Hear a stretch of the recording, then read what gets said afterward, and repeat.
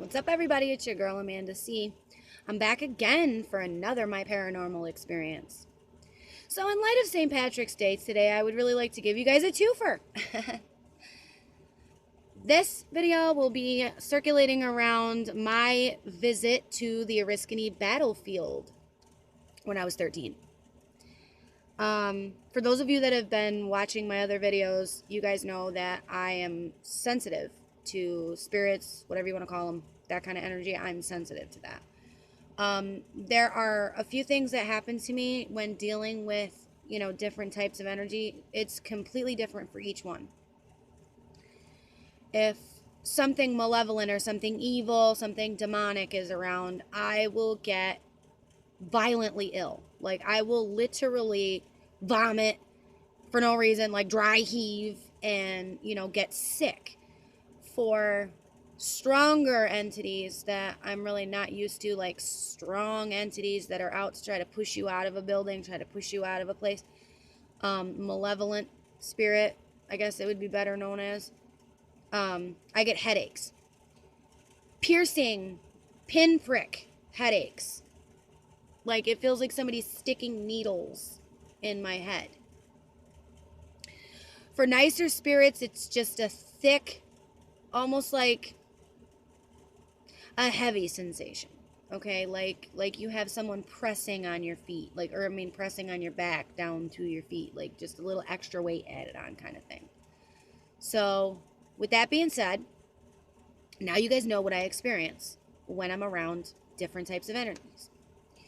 So, I got off the school bus at the Oriskany battlefield in upstate New York, Oriskany, New York. We're going through the tour and stuff. As soon as I got off that school bus, we were going through the rules of the tour, rather.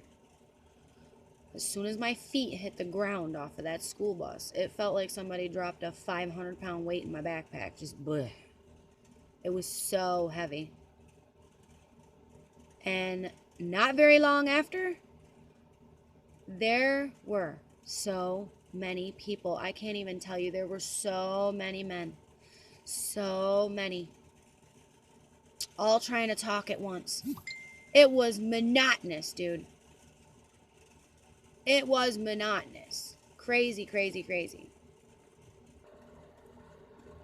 So anyways, after the madness of seeing all those people trying to talk at once, I tried to block them out.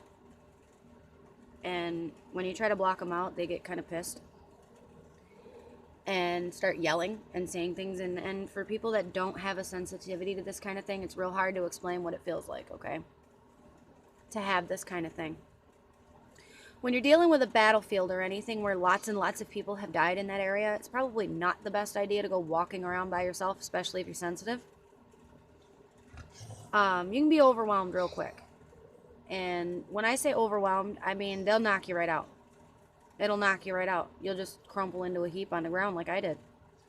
And yes, you heard me right. I passed right the fuck out.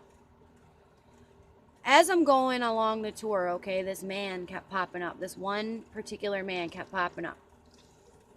And he almost looked, alive if it wasn't for his color. His color was off. His color was fucked. So, he was too white, way too dull of a color. You know what I mean?